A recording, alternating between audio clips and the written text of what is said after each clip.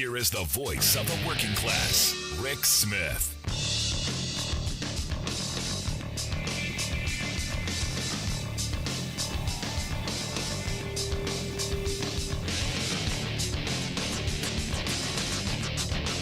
And welcome, brothers, sisters, working class heroes. This is the Rick Smith Show. Thanks so much for being here today on the big program. Lots to get to, lots to talk about. Boy, oh boy, what a good day. What a good day. Joe Biden signed into law the $1.2 trillion bipartisan infrastructure bill. That means we're going to get some roads and bridges done. We're going to get some broadband access. We're going to get a whole bunch of stuff done. Good on Joe Biden. And look, we needed it. And this is a huge win. And I still love the fact that our mainstream corporate-controlled media is saying, oh, well, you know, Joe Biden's numbers are in the tank. And that has everything to do with the fact that you have a right-wing media in this country who has done nothing but attack the man since day one. This is what they do. And they've been feeding their minions, even though life is good for their minions, except the ones that are in jail, mind you. They're feeding them. Oh, it's horrible. It's bad. You know, those increased wages are killing you. You know, the inflation is going up, yes, but it has nothing to do with Joe Biden. It has everything to do with the fact that our economy shut down for a long period of time, and we got some structural issues that, oh, by the way, just between you, me, and the four walls, the infrastructure bill will help. So, again, the fact that you did not have very many Republicans, you had 19 Republicans out of 50 who voted for this. There's a party over there that needs some help. But good on them. It was a hard-fought win. It was a win that the country needs. Good stuff. $550 billion in new spending. Now you go, but Rick, it's $1.2 trillion. Yeah, they kind of, you know, 550 in new spending. The rest of it was stuff that they were going to spend anyway. But again, which is why, again, you go back to what Joe Biden wanted, $2.3 trillion to be spent on new spending. 550. And look, we're going to use it how we can. According to Mark Zandi, the chief economist over at Moody's Analytical, they're saying about 660,000 new jobs is where he's saying will be created by 2025. That's a good thing. There's a little bit of money in there for job training because, look, a lot of building, we're going to need a lot of people who know how to do stuff. And sadly, through years of disinvestment, through years of neglect, through years of not doing anything, we've had kind of a brain drain, and we're going to need to pick it up. We're going to need to figure out how to do things again. And this is why we need a little bit of money for training programs, apprenticeship programs. And look, my union brothers and sisters in the building trade do apprenticeship programs like nobody's business. So I've got great hope and faith in the future. But we're going to do the roads and bridges, and that's a good thing. About $110 billion to repave some roads, work on some stuff there, some bridges, good stuff. Where I live in Pennsylvania, one of the worst states in the country for roads and bridges, going to be a huge investment. Now, problem, I'll admit, going to see a lot of orange cones. Going to be a lot of traffic. Going to be a lot of backups. Going to be a lot of frustration. But on the other end of it, I'm hopeful that we won't have to worry about getting from one side of the bridge to the other without ending up in the drink. I think this is a good thing. Also going to spend some money on railroads, mostly passenger rails. Joe Biden, a big fan of Amtrak, as you remember. Took Amtrak to work every day when he was in the Senate. Going to spend a lot of money in the Northeast Corridor where the heaviest rail traffic is, that Boston to D.C. route. Going to spend a good chunk of it there, and that's a good thing. Also some money on freight rail, because guess what? You know how we solve our problem at the ports? You know how we solve our supply chain issues? You know, having a more efficient railroad system. If you watched the 60 Minutes piece the other night, which was really, really pretty good. You know, they pointed out how everybody's the problem in this. But mostly the shipping companies who are just gouging that you-know-what out of people. But the problem still is in the ports, there's nowhere to go with anything. So you got all these ships waiting out in the bay, waiting to come in and be unloaded. Problem is, they can't get the stuff out. They are so jammed up right now. They are so just in overcapacity that they can't move. And you go, well, we just start moving things out. Yeah, the problem is all of the trailers that go under the containers are all full of empties, and that whole structural situation, big problem. And I don't know how we're going to get through this. It's going to take some time, which is why the right is just tingly in the panties over the fact that they can attack Biden over this, even though not his fault. But we're going to spend some money on that as well. Also, some money on the power grids, about $65 billion going to go into that. They're saying, look, we need a more reliable power grid. We need something that's going to, I don't know, when it gets cold, not stop working. Probably a good idea, especially as climate change comes on the line. So when we have extreme temperatures, we have extreme swings, a little more resilient, a little more reliable. Not a bad idea. Probably something we should have done, I don't know, 30 years ago, but going to get done now. Also, broadband access. $65 billion going to go to broadband access. The major focus, getting broadband into rural communities and into low-income communities. Overwhelmingly, rural communities seem to be both. And this is where, my rural friends, people like me, go, yeah, we desperately need more reliable internet. We need more affordable internet. And there's also going to be some money in to help people be able to afford internet access. They're going to spend about $14 billion on that to make sure that it's more affordable for low-income folks. Because, again, what we learned through this pandemic is if you don't have decent, reliable internet, you didn't do your homework. If you had to go sit in the McDonald's parking lot and use their Wi-Fi, there's a problem there. So that's a good start, things we need to do. Also, on the water supply part, we need clean, fresh drinking water. The pipes need to be replaced. They're going to go after lead pipes. That is a good thing. They're going to spend $15 billion specifically on doing that. But overall, $55 billion on making sure that we have water. Not a bad idea, considering water is one of those things that, I don't know, you need to live. And, I think we need decent water infrastructure because Nestle can't wait for ours to go belly up so that they can sell us our water. This is a reasonably sound investment. My favorite is the $47 billion they're going to spend in the catch-all. The catch-all of resiliency.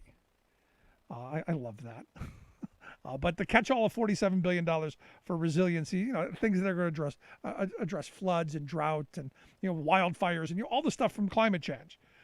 As the temperatures swing, as our weather gets more extreme, probably going to need something in there. Some tree planting maybe. This is part of that climate conservation core that Biden wants to put in the Build Back Better plan. This is a little bit of piece of that. Because, hey, we do need more trees. Hey, we should be doing things to mitigate our fire risks. It's a smart investment. And again, all of this stuff in here, I think, is one, long overdue, but two, smart policy.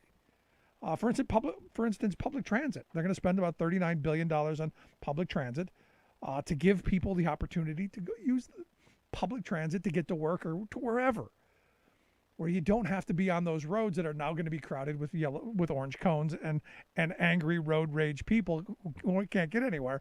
Public transit is a perfect opportunity. And what we know is, about 40% of the buses in this country and about 23% of the subway and rail cars are in bad shape. Here's a great opportunity to rebuild a manufacturing base here in this country. For me, this is captain of industry. Here's a profit opportunity. Some public money to buy us some buses and some rail cars. Not a bad idea. Also, airports. Biden said that LaGuardia was like a third world country. And I always throw out the Thomas Friedman quote that, when he came back from LAX, from Beijing to LAX, it was like coming from the Jetsons to the Flintstones. We are the Flintstones. And if you've been to a major airport and tried to, mull around there, we got problems. So $25 billion to rectify that. Some remediation money to clean up brown sites, going to do that. Our ports, they're going to spend $17 billion to try and build them bigger and do some dredging and all kinds of stuff in there. And then they've got some water issues in the west. money for electric vehicle charging stations, all kinds of stuff. All stuff that are investments in the future. And you go, oh, that's all a waste of money. No, it's actually stuff that we've needed for a while. And fortunately, now it's going to get done. It's going to take time. It's going to take a couple of years for us to get into this and people trained to be able to do it. But these are good jobs. These are going to be good union jobs, good prevailing wage jobs, all good stuff. Now what needs to happen is we need to take the momentum from this wind and move it into the Build Back Better plan, which is something that we desperately need to pass now so we can begin to rebuild our economy, rebuild our competitiveness. And for me, that starts with manufacturing. And it starts with rebuilding our manufacturing, incentives to bring manufacturing back, and also to punish companies who go, you know what, yeah, we're not staying. I think we're going to go to Mexico or we're going to go to China. And one of those came across my desk over the weekend. This company, Tenneco. It's evidently been in the Ohio area, the Dayton area for a long time. They're a big company. They employ about 600, I think it was about 650 people right now. About 450 of them are union members. They're going to move 500 jobs to Mexico. That's what they just announced. They're, for those who know, they make shock absorbers. So if you need shock absorbers in the future, if they move a company not to buy them from, this is a company that's gotten millions of dollars in tax subsidies over the years, and now they're still going to Mexico and China. And this is where we need smart policy. We need to hold companies like this accountable. I said over the weekend, the one thing that I'd like to see is fine, go. We're going to put a tariff on you equal to the wages that you would have paid to the workforce that was here. If it's that better for you to do work in Mexico or China or somewhere else, there has got to be a gap. There's got to be something that says, well, fine, you can go wherever you want, but you're not going to bring your products back to the U.S. tax-free or tariff-free. It's not going to happen.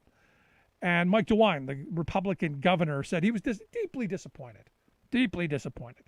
He said Ohio's automotive workforce is second to none, and the Kettering facility lies within a day's drive of 70% of current North American auto assembly plants.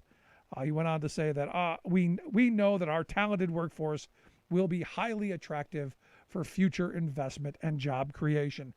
The other politicians also, saying the same thing. Slap in the face to the workforce, slap in the face to taxpayers of Ohio, and these companies don't care. Bad words, mean, no. I don't care about the words. Save your words. There needs to be action.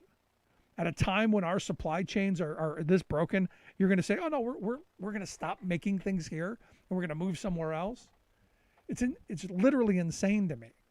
But here we are in this moment where you go, this is what they do.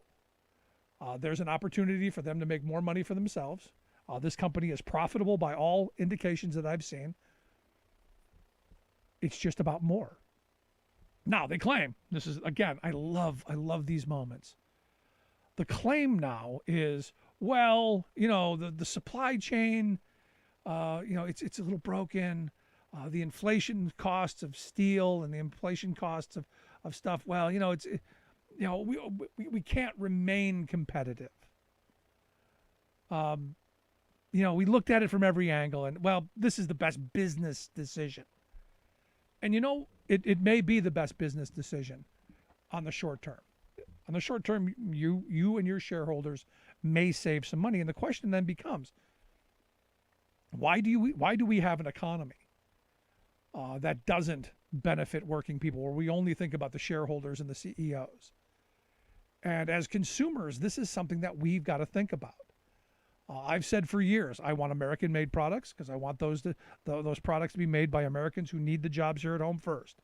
I want them made by union members, which is why when I go to the supermarket, the first thing I do, and did this over the weekend, tweeted it out, I went to look at a couple of boxes of Frosted Flakes for the kids, and one had a union bug on it, one didn't. And you go, how's it possible on the same shelf right next to each other, I get one made in Mexico and one made here in the U.S. by union workers? And you go, well, which one do you think I bought? Of course, you get the one with the union labor made here in the U.S. But these companies don't think we care. These companies don't think that we're going to pay attention, that eventually we'll forget that the shock absorbers that you're going to need for your car or for your truck, you're going to forget where they were made. Yeah, you don't care about that unless you were directly affected by it. And this is part of where I keep saying, look, we need to adopt a striker. We need to get out onto those picket lines and hear those stories. We need to take that master's class in working class economics and understand what working people go through each and every day. And the threats that, especially in manufacturing, that people have been under for decades of stuff just like this Tenneco company in Kettering, Ohio. Well, we didn't get what we wanted. Well, we can make a couple extra pennies over there.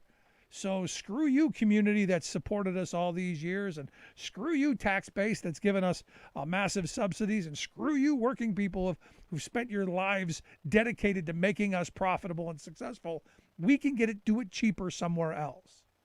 And then the laws in this country go, yeah, bring it on back, because consumers evidently aren't going to pay attention because we're all so broke that we're going, well, I gotta squeeze every quarter to make the eagle scream.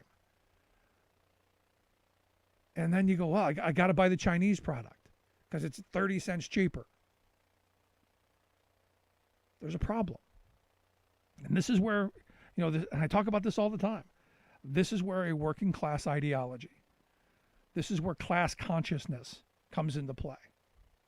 Because the job that you may save by being more conscious of your purchases might just be your own. The community that you save might be the one that you live in. Because you got to ask yourself, this small community outside of Dayton, Ohio, and Kettering, what's going to happen to this community? Those are 650 good-paying, family-sustaining jobs going to be gone. That means those 650 people who had a little money in their pocket, some disposable income to go into the local economy and keep everyone else afloat, it's not wiped out. Also, a couple of CEOs and a couple of shareholders could line their pockets. And what they do is they tell us, no, it's not just the handful of shareholders at the top. No, it's all the shareholders. Like you working person who has a 401k with like $5,000 in it. You're benefiting. No, you're not. You're getting screwed here. And we in the working class have been getting screwed for way, way too long. And this is one of those moments. So it's going to be interesting to see how this works out. I'm trying to get a hold of someone to share some thoughts on what's going on out there in Kettering, but this is just a shame, especially in this moment. Just crazy stuff, which is why, again, politics matters and who we vote for matters. I'm going to take a quick break. When we come back, John Fetterman, Lieutenant Governor of Pennsylvania and Senate candidate, is going to be here to share some thoughts on just this. Stick around. Then workers standing up, and the union gives a voice to win. On the Rick Smith Show. I'm Rick Smith, and this is Labor History in 2. On this day in labor history, the year was 2014. That was the day 4 workers were killed and a 5th injured during a chemical leak at a DuPont insecticide plant near Houston, Texas. The plant used methyl mercaptan in its production of insecticides. 24,000 pounds of the deadly chemical were released through 2 valves in a poorly ventilated building on site. The U.S. Chemical Safety Board found numerous flawed safety procedures, design problems, and inadequate planning. Days earlier, liquid methyl mercaptan had solidified in piping, causing a blockage. Workers attempted to clear it by spraying the pipes with hot water. They didn't realize they had cleared the blockage, which then created a high-pressure buildup of the chemical in other piping. When 2 workers went to drain those pipes in a routine procedure, they were overcome by toxic vapors. Another 2 workers answering the subsequent distress call were also killed. DuPont blamed the workers for the release of the toxic gas, but the CSB found a number of violations. The building where the release occurred had an inadequate toxic gas detection system. Ventilation fans were not working, and the workers were not required to wear additional breathing protection for tasks they performed there. Line clearing procedures were faulty, routinely exposing workers to toxic fumes. The board also found that DuPont worked to conceal from environmental regulators as many as 4 releases of methyl mercaptan 2 days before workers were killed. The CSB asserted that design flaws prompted months of clogs before the deadly incident. More generally, they noted that the design of the building that housed the pesticide unit inherently increased the threat of exposure to workers and the public. DuPont opted to close the plant in 2016 rather than meet recommendations of federal regulators. Labor History in 2 brought to you by the Illinois Labor History Society and The Rick Smith Show. For more information, go to laborhistoryin2.com.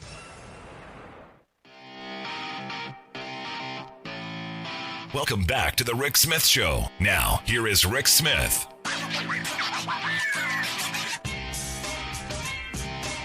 So we're halfway through Strikes Giving, and look, some good news coming out of places. IATSE seems to, they've got a tentative agreement. We're seeing John Deere with a decent tentative agreement. We're seeing some movement, and Kaiser Permanente, somewhat of a decent proposal. Maybe we're not going to see them go on strike. This is what people going on strike and people winning those strikes gets you. A more militant, active working class doing what I always talk about, fighting for better wages, hours, and conditions to make their lives better. And here to share some thoughts on just that, a man who just wrote what I thought was a great article over at The Nation titled "The Working Class is on Strike," written by John Fetterman, current lieutenant governor here in Pennsylvania, and senatorial candidate, hopefully my choice for Senate in this upcoming election. John, thanks for taking some time for us. Oh my gosh, Rick, it's always a pleasure and honor to be on your show. Thank you for having me again. So let's get into the op-ed, which I thought again was fantastic and needed. The working class is on strike because, well, for years they've been getting the shaft and screwed over. It's about time that we see this anger make its way into the streets. I couldn't agree more. I've had the honor of being on numerous picket lines over the last several months, and in every single case, these are the women and men that got us through the pandemic, created enormous wealth for the companies that they work with in their union, and delivered the goods and services and the products that we as a society needed during the pandemic. And they deserve to be compensated for that. I mean, like in all these years, Rick, I've never seen a greedy union member on your show. I've never met a greedy union member. It's always just about what these folks deserve. And some of these strikes, it's just, I don't understand where these companies are coming from. The Kellogg's workers in Lancaster, they got us through the pandemic. They kept us fed during the pandemic. And now they're trying to divide the union and create a two-tiered system for their workers. But what was amazing about that strike is that the older established workers were like, no, you're not. You're not going to divide our union. It's like, we're one together, or we're gonna strike. And that's exactly what they did. And it's such an inspiring example of solidarity. And you see that whether you're the teachers union in Scranton or whether you're the iron workers up in Erie. I mean, literally in every corner of Pennsylvania and in this country, it's Striketober to Strikesgiving. And it's really inspiring. Now, as you mentioned a moment ago, we went through this pandemic, and we were told they're essential. They're told they're patriotic. And they are. all of that stuff. That's what they were told. Patted on the back, yay, all that stuff. But the second they go, we'd like to be able to support our families a little better. We'd like to have health insurance, retirement security, safe working conditions. Well, that's a bridge too far. Yeah, no, I mean, and think about this. The John Deere workers, I mean, think about the business that John Deere is having. They are having record years, record profits. Now that the infrastructure bill is passed, which again is a boon for union brothers and sisters all across the country. But it's like, and here they are trying to break the union again down there and force them to accept a substandard wage, and trying to have these management types come in and operate and finish the machinery and everything. And it's a disaster. And here's a company that could easily pay their workers what they deserve and a portion of the value that they've created, but they've chosen to take it this far. And it's only going to hurt John Deere. Yep. It's only going to, strengthen the resolve of the unions. And once again, they tried to divide and create a two-tiered system there, and it failed. And the level of the solidarity that I've experienced, by talking to these workers is genuinely inspiring in a way that I think that's what gets people behind them, where it's just like, oh, you're not going to do that. essential is got to be more than lip service. It's got to be like, hey, we got through this pandemic. You deserve to be compensated and rewarded for sticking with us during all of this and allowing us to achieve record-breaking profits, or stock buybacks, like at Kellogg's. They had a $1.5 billion stock buyback, and now they're like crying poor, where they're trying to cut half of the union off and create a permanent two-tier system. And the workers just didn't stand for it. And I've got nothing but esteem and respect for that. Yeah, I'm right there with you. But here's the thing. Here's where I'm at. My problem is our political system is so broken, that the laws have been so badly broken, and in desperate need of legislative fixes, of some bit of reform, yet we can't seem to get anything done. I mean, the last time we did anything positive on labor law in this country was back in 1935, when we passed the Wagner Act. So when I look at this, I go, this is why politics matters. And this is why electing people who are going to stand up for working people, and people like you, who I've been saying every Democratic politician in this country needs to find a picket line today and start walking with those people. Don't say a word, just listen, adopt a striker, and go out there and listen to what they've got to say and the struggles that they've got, and then get back into the halls of power and actually do something to make their lives better. That's what we need to be doing. I couldn't agree more. And it's like, you have the iron workers in Erie. They offered their workers a nickel raise in the third year of a 5-year contract. And I'm like, you've got to be shitting me, a nickel raise, in your third year. It's like a nickel raise.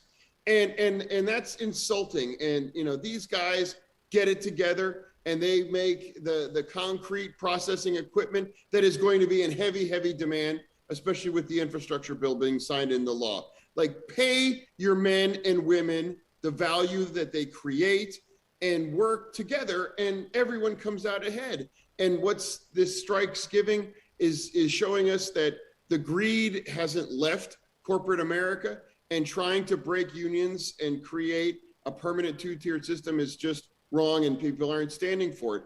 And now these companies realize where they've gone wrong and are going to eventually give the unions what they deserve, because the unions have the people behind them, they have the elected officials behind them, and they have what's right and what's true behind them, which is the most important thing. That they are the reasons these companies are so financially successful, and they deserve to be able to be providing for their families, not have their health care cut, and not offered a nickel raise in the third year of a 5-year contract for the enormous hard work that they deliver. Yeah, but here's the thing, and this is where I keep coming back to: we need legal change. We can't seem to get a minimum wage passed to help people at the very bottom. We can't seem to make it easier for workers to organize and not have to endure, weeks, months, even years of captive audience meetings and harassment if they simply want to collectively bargain for better wages, hours, and conditions. And when you get to this point, they bring in union busters to come in and harass people during contract time even. This kind of stuff, there's got to be some legislative change, which again, I look at someone like Pat Toomey, who has been as anti-labor as you can possibly be. Why at every juncture? Why we need the PRO Act. We need the PRO Act. We need, as Democrats, to come together and deliver a minimum wage, for America, and deliver the PRO Act. And I would just say to your membership, I've encountered union members. I live across the street from the steel mill, Steelworkers Union, 1219 Hall. And it's just like, members, whether or not you agree with Democrats on every single political issue, that's not important to me. I hope that's true, but it's not. But one thing that you can't please ever forget, that we are the party that has voted and delivered the new infrastructure bill. We are the party that believes you have a right to collective bargaining and to exist and to go on strike and to not have your state flipped right to work, and to have elected leaders that are trying to break and bust and outlaw unions. And it's like, there will never be any daylight between me and the union way of life, because I believe the union way of life is sacred. And, the thing that keeps coming through, as I said, time and time again, is that these strikes are just, they are righteous, and they are all grounded in the belief that they deserve fair compensation and a fair contract with good benefits for themselves, their families, and their communities, because they are the ones that are getting it done for these companies. And Democrats are the party that stands and believes in that. And I'm certainly a candidate that will never turn their back on the union way of life. Yeah, the website, johnfetterman.com, if you want to check out John's campaign. But here's the thing, I keep coming back to this. In this moment, I've been saying for the longest time, the places that we can agree on, and you said it a moment ago, you're in line with the union way of life. For me, on election day 2020, election day this year, I was on a picket line, after I went and voted, because that's where I believe we fight the righteous fights and we win to make people's lives better. And look, I was walking with people I didn't agree with on every political issue, and we don't have to agree. But where we should come together is where we agree. Exactly. Vote your job, lobby your hobby. That's what I always try to tell folks. It's like, pick 10 issues. Hopefully we agree on all 10 of them. But the one that we will never disagree on, the one that there will be no daylight between you and I as your next senator, would be that the union way of life is sacred, and these strikes that we are, whether in Pennsylvania or they're national, are righteous, and they're all rooted in the core doctrine of fairness, that hard work deserves good pay, good benefits, and a fair contract, whether if you're a teacher in Scranton, whether you're an iron worker in Erie, or you help make cereal in Lancaster, that these companies need to deliver for the employees that have been getting it done for these companies and got us through the pandemic. Essential has to be more than a talking point or a feel-good word. It has to be backed up by fair contracts and respect and affirming the union way of life from the company side. Yeah, it's more than just a press release and a PR stunt. You've got to actually back it up with actual actions. You're listening to the Rick Smith Show here with Pennsylvania Lieutenant Governor John Fetterman. John's running for U.S. Senate here in Pennsylvania for the Toomey seat that is going to be soon open. Now, as you're out on the campaign trail, and I got to tell you, I don't envy you as divided as we appear in this political moment. I'm curious, what kind of encounters are you running into these days? All universally positive. I mean, and honestly, it's not something that I would have necessarily expected. I visited numerous picket lines. I'm going to be going to one tomorrow, in fact. So it's like getting out there, whether you're in a room in Mercer County on the Ohio border, whether you're in Susquehanna County on the New York border, whether you're in Bucks County on the New Jersey border, or in York County on the Maryland border, all across Pennsylvania, people understand that this is a moment that labor deserves and needs to be having right now. And, these lines are amazing places to be. And we want happy endings for everyone that is on strike, that is demanding what they deserve. I mean, like I said, these are not outlandish claims. These are just sharing in the wealth that they create. And the solidarity that's being demonstrated is truly inspiring. And it's actually legitimately energizing when you spend time among them and you realize that they are looking out for each other. I think it's some of the finest thing that you can experience. You mentioned that we are in deeply divided times, but they're not divided at the picket line. They're not. They're, workers that are all set. They're good to go. Their contracts aren't being messed with. But they've put it all on the line to look after the younger workers or the less established workers. And I think that's the very best of not just labor, but the very best of humanity in action there. And you've got companies with billions in stock buybacks or billions in profits that are screwing them and jerking them around, and they're not putting up with it. And they're holding the line, and that's inspiring. And that's what makes it this easy to get out there and go out and campaign. No, I give you credit for that. Now, let's go to D.C. I mean, Joe Biden signed the $1.2 trillion infrastructure bill, something we desperately needed. There's talk of the Build Back Better plan, which we also desperately need. And, Pat Toomey is dead set against it. And any Republican at this point, dead set against it. This is why we need to elect more Democrats into the Senate, because you got Joe Manchin and Kyrsten Sinema, who seem to be the ones holding up the progress that we desperately need. Give me your thoughts on the Build Back Better plan. Yeah, I look at it this way.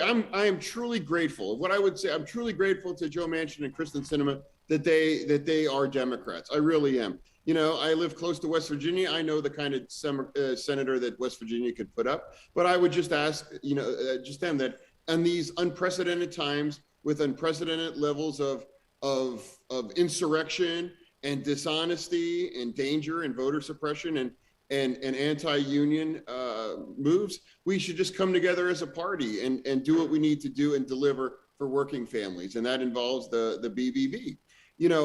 I'm so energized and excited by the infrastructure bill. As you pointed out, it's the largest investment since Eisenhower, maybe even FDR. I don't know, but it's a game changer, and it's going to put a lot of people to work. But more importantly, it's going to allow our economy to grow outside of just the jobs, because whether you're Amazon or whether you're any of these other high-tech companies, you're doing it on an American infrastructure that was built and paid for by the working class here in this country, and this is the next wave of that. So from my perspective, Pat Toomey is an enormously gifted politician.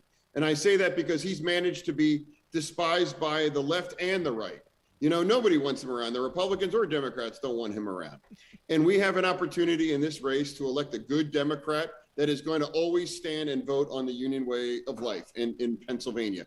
And I don't say that's necessarily me. I just want this seat to go blue. I believe we're running on our record and we have a strong one at that. But, this race is so important that the race that we're running is all positive, and it's rooted in the union way of life is the very base of the Democratic pyramid, certainly as of my campaign and my commitment. And I would say to your members or anyone that's listening, now is that whatever your politics are, there's no daylight between you and I on the sanctity of the union way of life and your right to organize and your right to receive a fair contract and your right to exist and collectively bargain for the betterment of you, yourself, your family, and your communities.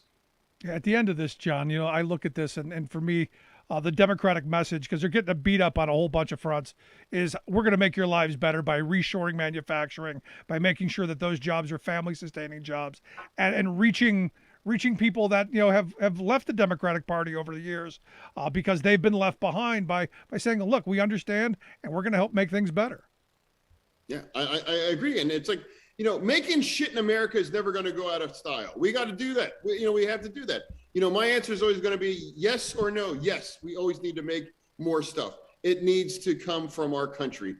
Supply chains get a lot less complicated when it's made in this country, when it's not made in China or made overseas. My point in all of this is that, if we as a party, we as a country turn our backs on unions and that way of life, we do so at our own peril as a party. We do so as a country with our middle class, because the unions have built America. They built the middle class. They invented the weekend, and they have created, our country. And they deserve no less than what they deserve. Good stuff. And that's what Strikes Giving has been about. And that's why I'm always grateful that to be invited to all these different lines across Pennsylvania, including one tomorrow. Great stuff. John, I appreciate the time. Keep up the fight. I wish you the best of luck. I hope you come back and talk to us again real soon. Rick, thanks for having me on. Have me back anytime. Thanks. Anytime. Brother. Good stuff. John Fetterman, Lieutenant Governor here in Pennsylvania, running for U.S. Senate. Check out his website, johnfetterman.com. Quick break. Right back after this. Stick around. You're listening to The Rick Smith Show. We're working people. Come to talk. Remembering that united we bargain, divided we beg. Rick Smith.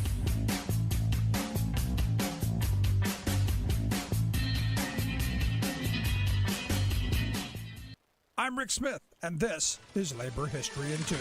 On this day in labor history, the year was 1919. That was the day that federal agents stormed the offices of the industrial workers of the world in New York City. They were looking for evidence connecting the organization to radical communists or anarchists. The ransacked office was part of the infamous Palmer raids, when Attorney General Alexander Palmer responded to the growing Red Scare hysteria by raiding the office offices of leftist organizations and arresting thousands. Hundreds of immigrants to the United States were deported during the raids without legal due process. The 1917 Russian Revolution had stoked fears about a spreading communist threat. Newspaper headlines helped to drum up public panic. A week before the IWW raid, a headline on the front page of the Evening World, published in New York City, declared, "Reds in U.S. plotted revolution, deportation for all radicals." The day after the IWW raid, a Washington Post headline read, "Law to crush Reds." Writing in 1920, Attorney General Palmer warned, quote, "The chief appeal communism makes is to the worker. If they can lure the wage earner to join their own gang of thieves, if they can show him that he will be rich if he steals, so far they have succeeded in betraying him to their own criminal course." Palmer went on to describe how communists had, quote, "stirred discontent, caused irritating strikes, and infected our social ideas with the disease of their own minds and their unclean morals."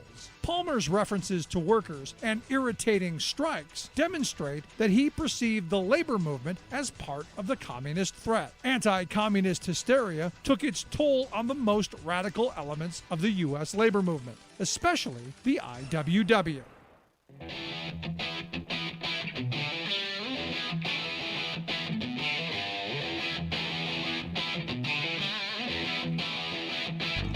Welcome back to the Rick Smith Show. Now, here is Rick Smith. So, good news today. Happy news. Got the bipartisan infrastructure bill signed. Good news. And Steve Bannon went to court today that turned himself in for the contempt of Congress charges on both his failure to appear and his failure to turn over documents. I was hoping they'd keep him. The guy from Philadelphia who spent 500 days waiting for a trial because he stole 3 peppermint patties. I was hoping Bannon might be right next to him, but no, he'll be able to go home and wait his trial. And here to share some thoughts on, well, will the Democrats be sorry, as Republicans have said? And as Steve Bannon said, did they pick out the right guy? Well, that's why I've asked Chris Hahn to come talk with us. Chris is a syndicated radio host and host of the Aggressive Progressive podcast. Chris, thanks for taking time for us. Hey, thanks for having me, man. Thanks. Always great to be with you. So Democrats are going to be sorry. You'll be sorry you did this. Well, what was getting me all day, Rick, and I tweeted about this, who is he asking to stand by? Right? That's the same words Trump used, stand back and stand by. And then on January 6th, all those people who were standing by came out. So, I hate the hollow threats. I think that Steve Bannon's liking this. This is right up his alley. He wants to be a martyr. I don't think he's afraid to go to prison, although they'll only let you have one shirt in prison. I don't know if you've noticed, this man likes to wear multiple shirts. I mean, Rick, I don't know when that was ever a style. I'm not much younger than the guy. So I kind of remember the 80s. I think people might have wore 2 shirts in the 80s. This guy wears like 5 shirts. He's got money. And that, I guess that's the He's thing. not spending. No, Rick. He's got money. He's not spending it on clothes. He's wearing like 5 shirts you get, you find on the street that somebody was running a marathon and they threw it off because they were getting too hot. So, but I look at this and I'm going, I'm happy we're in this position. I'm happy finally that the Justice Department did something, because for me, everything hinges around, do you get him in the seat to testify? And I want to see that. I think everybody wants to see that. And to be honest, there's part of me that thinks he wants to be in that seat. He wants to take them on. Oh, I think he loves the stage, loves the drama, but I do think that he'll go to prison first. I do. I think he's going to go to prison and see if he can wait it out. But we'll see. The judges, the ruling, the complaint was pretty clear. It's not just that you didn't show up. It's that, you're claiming privilege for everything. And you can't really do that. You have to be very specific about executive privilege. And just because he wasn't a White House staffer doesn't mean privilege doesn't necessarily apply. But it probably doesn't apply here because they weren't really talking about anything of national security interest. They were talking about the president's own political interest. And quite frankly, a criminal conspiracy. Criminal conspiracies are never covered by these types of privileges. Right. The thing that's interesting to me is the more we're finding out of what we already knew, the more we're finding more documents of stuff that we already assumed to be true in the past. It's actually even worse than I had thought. I look at Mike Pence and the pressure that was put on him and the fact that his access cards weren't working the day of January 6th, which leads me to believe maybe they wanted him to get hung. Or am I just being crazy here? I don't think you're being crazy. I think there are people who wanted Mike Pence to get hung.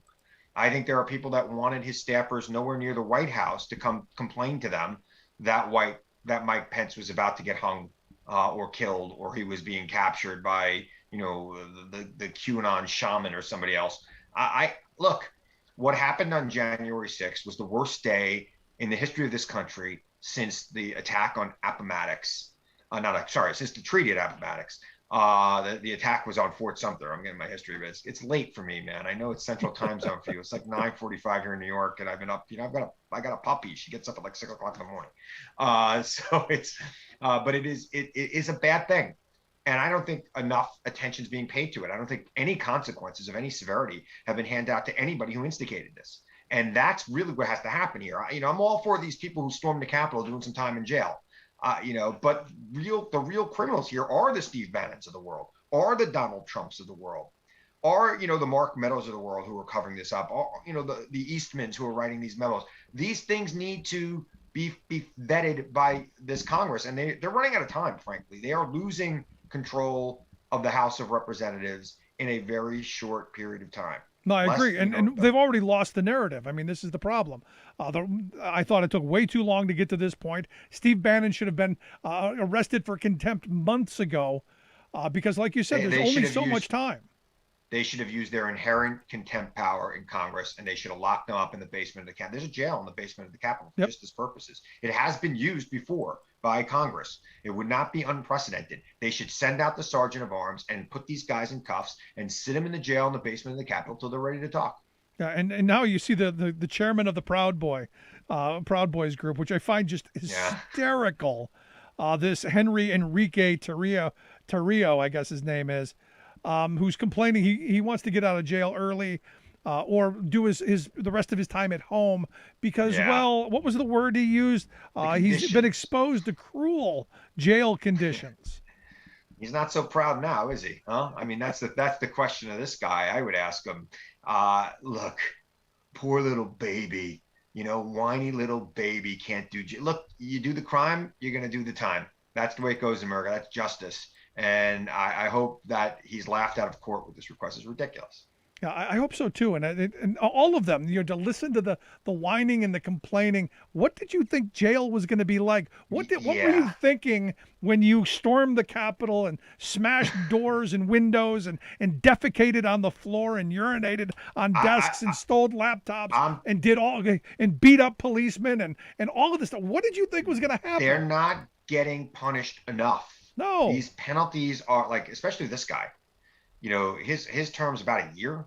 No, 5 months. 10 years. Yeah, it should have been 5 years, 10 years.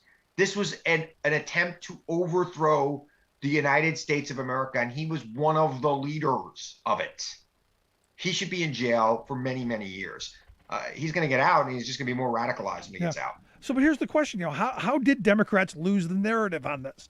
Because people that I'm talking to, it was a patriotic day. It was a day like none other. They were peaceful. It was a patriotic day of America-loving people. Let me tell you something.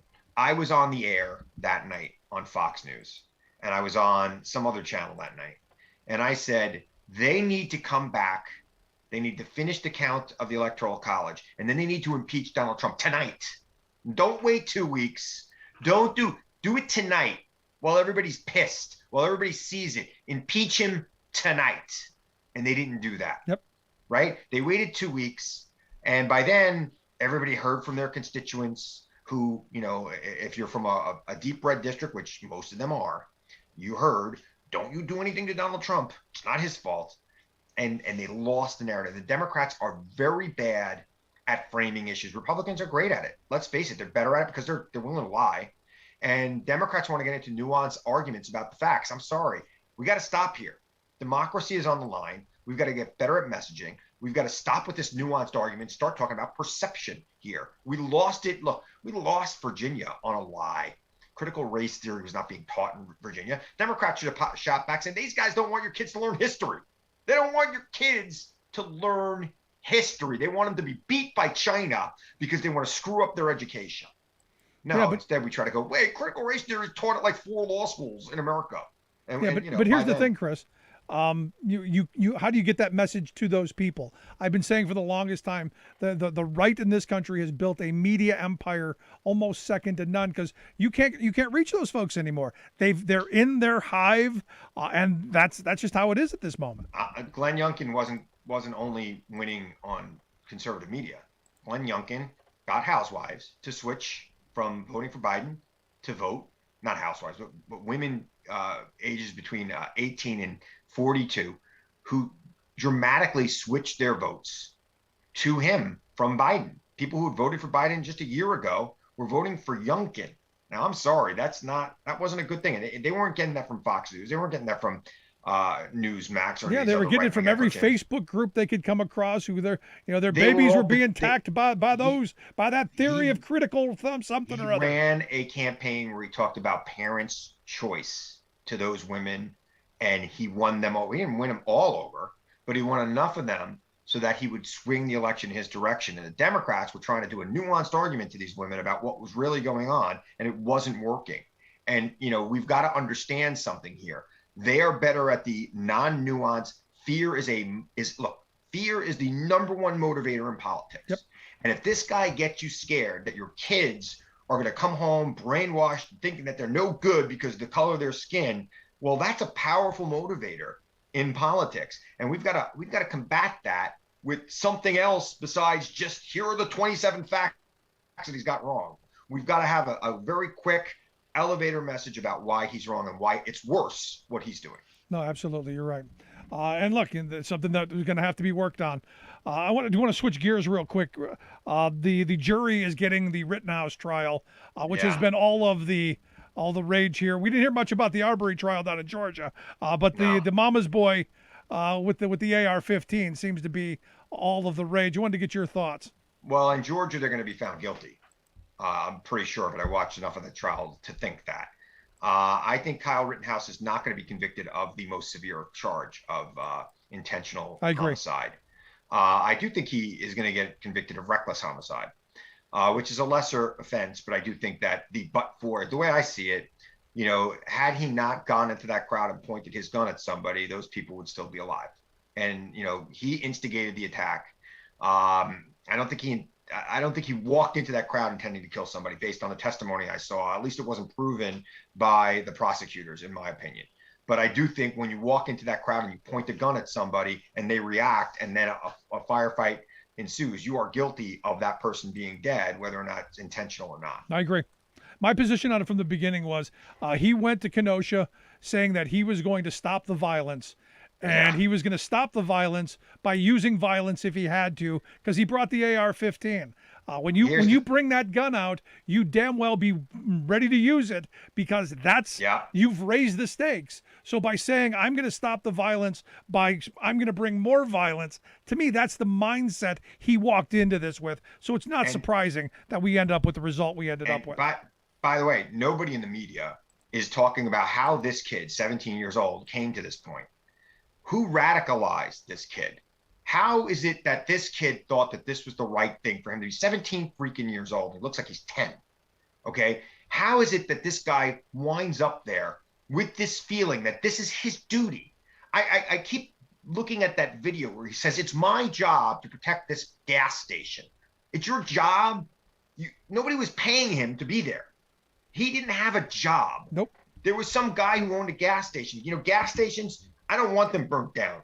And I think if there's violence ensuing on this, every leader in this country, Democrat, Republican, Independent, Black Lives Matter, whoever else, needs to be calling for the violence to stop. I'm with you. But gas stations can get replaced. Kyle Rittenhouse couldn't get replaced if he got killed, and those 3 people he killed cannot be replaced. So, he's standing there saying, it's my job. Who put it in his head that it was his job to do any of this nonsense. Those people should be on trial too, in my opinion, and that's what drives me nuts. He's a 17-year-old kid, and he was radicalized by somebody. I mean, that's the narrative I hear from a lot of my gun nut friends. What we have done in this country is we've fetishized the gun ownership and the want to use them. You know, I look at that kid, what was it, Idaho, who was on the steps going, so when do we get to use the guns to go kill those people who steal our elections? I mean, this stuff it's permeated through the Republican rhetoric and through the messaging that they get. Yeah, and the NRA has been making it seem like owning a gun, holding a gun, was the only thing that made you a man in this country for the last 60 years. And unfortunately, this kid saw that, was exposed to it early in his life, and here we are. I mean, I've shot. I go out and do skeet shooting. I can't bring myself to kill a deer or anything like that, but I didn't mind going out and shooting skeet. It was fun. But give me a break. Holding a gun does not make you a man in this country. And the people who radicalize, the people who put that thought in his head that he had a job, a responsibility as an American to protect a freaking gas station, it just drives me nuts. In Kenosha, Wisconsin, had he stayed at home, he wouldn't have had any of this problem. And the sad reality for this kid, no matter what happens to him here, whether you believe he's going to get a lesser charge, I seem to think he's going to probably walk. But we'll see how it plays out. He's still going to end up in civil court and be sued for everything he's probably ever going to have. He doesn't have anything. He's not going to have anything. And I truly believe, and look, I'm a lawyer. I believe in justice. And I also believe that it is the duty of the court to protect the defendant. And I've been hearing a lot of our friends, complaining about the judge.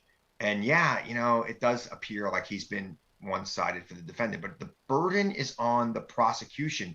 I grew up in an America and in a legal system where I believe that it was better for 100 guilty people to go free than for one innocent person to go to jail. And that was the way our justice system worked in this country. And I'm hearing from a lot of people on the left, they're concerned that the judge is being too strict on the prosecutors. No, when we want judges to be strict on prosecutors all the time. I'm right there with you. The prosecutor has the burden, and I got it. We saw a video of this kid. He turned himself in. He's admitted what he's done. But the burden is on the prosecution. And I'm a liberal, and I believe this to my core. So when I see this guy doing his thing, look, do I think it's a little over the top? I think it's a little dramatic because the cameras are on him.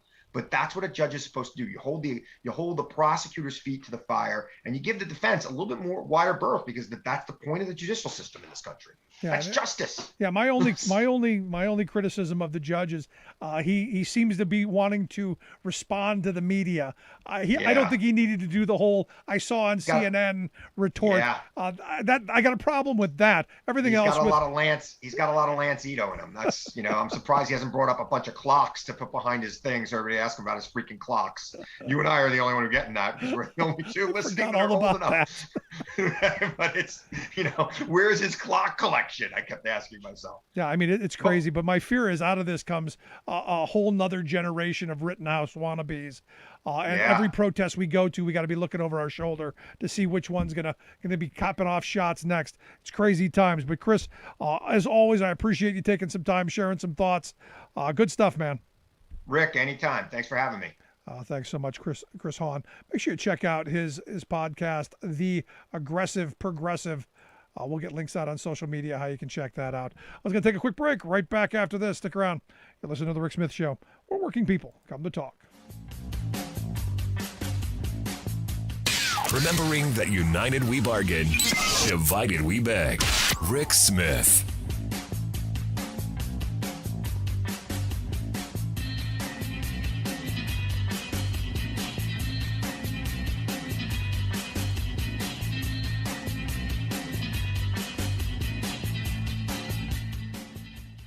I'm Rick Smith, and this is Labor History in 2.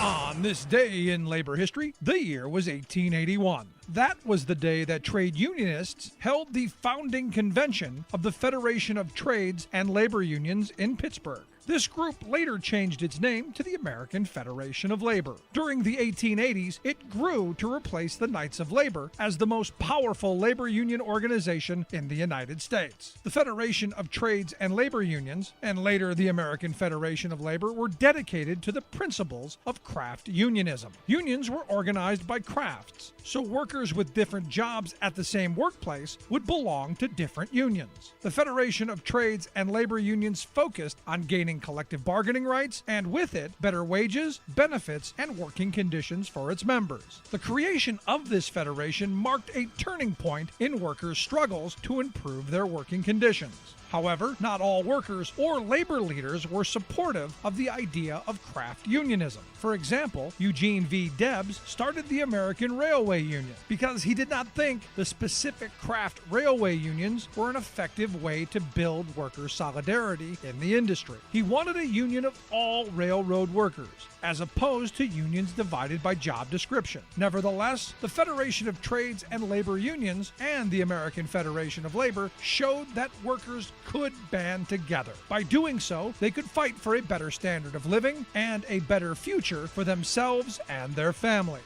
The Federation of Trades and Labor Unions proclaimed that their goal was to organize a systematic agitation to propagate trades unions' principles, to elevate trades unionism, and to obtain for the working classes that respect for their rights and that reward for their services to which they are justly entitled. Like what you hear? Check out more at laborhistoryin2.com.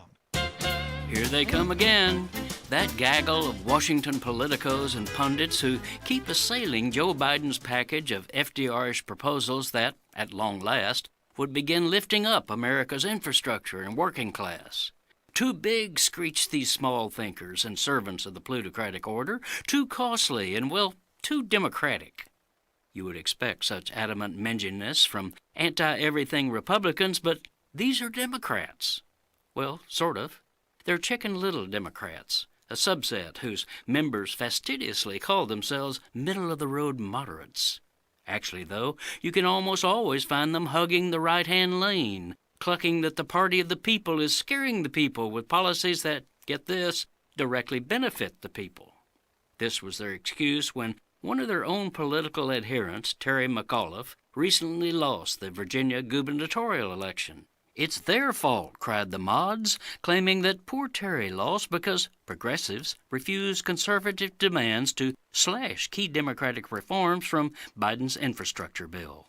They claim that cutting progressive proposals from the bill would have made it more acceptable to Virginians.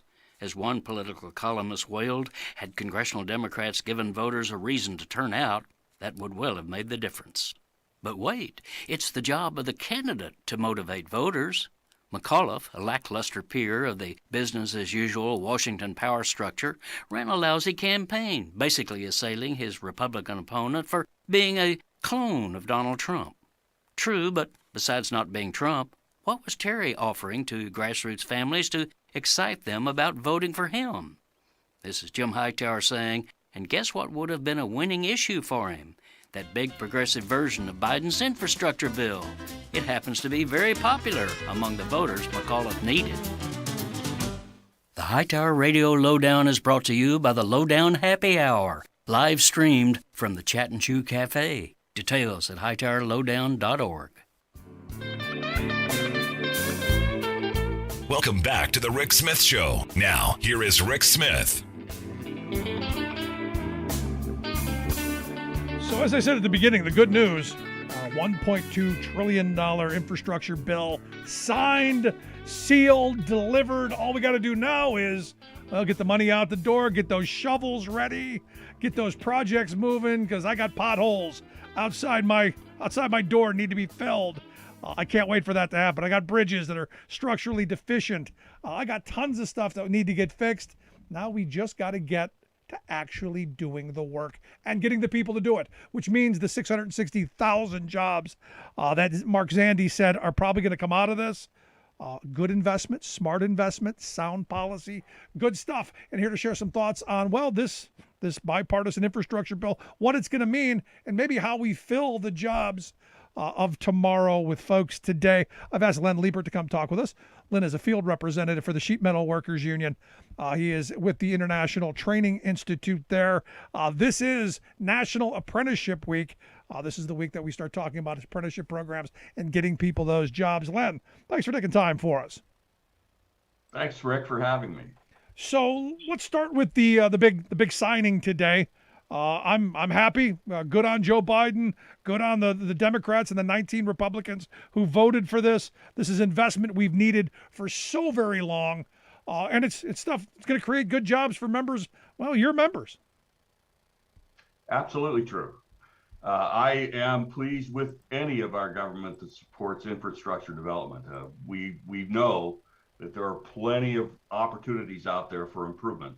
And this is going to provide much needed job training, support. If there's a need for workers right now, there was a need for workers before this bill got signed. And I'm really excited about how the development that's going to happen and the opportunities that are going to be presented to our young people here coming out of high school. No. Are you surprised it took as long to get this passed through? I mean, for me, I said when Trump became president, I said on day one, this is what he should have done.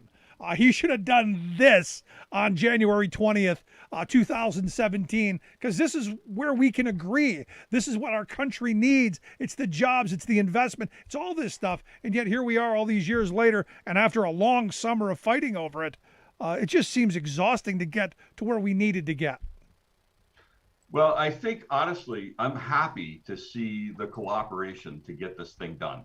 And I'm willing to support anyone in support of building America's future with infrastructure, education, training, job development. And this gives us an opportunity which is unprecedented in my career. Now, this is going to be huge for you as someone who is, one of the folks with the International Training Institute there, the job training people that do these fabulous apprenticeship programs. This has got to be exciting because this is going to be an opportunity to ramp up what you guys do, an already incredible job of doing, but on a bigger scale, especially at a time where we're going to need it as much as we do. Yes, you are absolutely correct. The challenge is to provide America with the workers they need to fill the obligation that we have ahead of us. And we are full blown, our organization and other building trades, in reaching out to every community and developing workers, providing opportunity and training to get them into the workforce and to provide opportunities for their family and their future. Now, as I understand, in this legislation that's been signed, there's money in there to get more women into the building trades, into unions like yours, more minorities into the building trades, more veterans.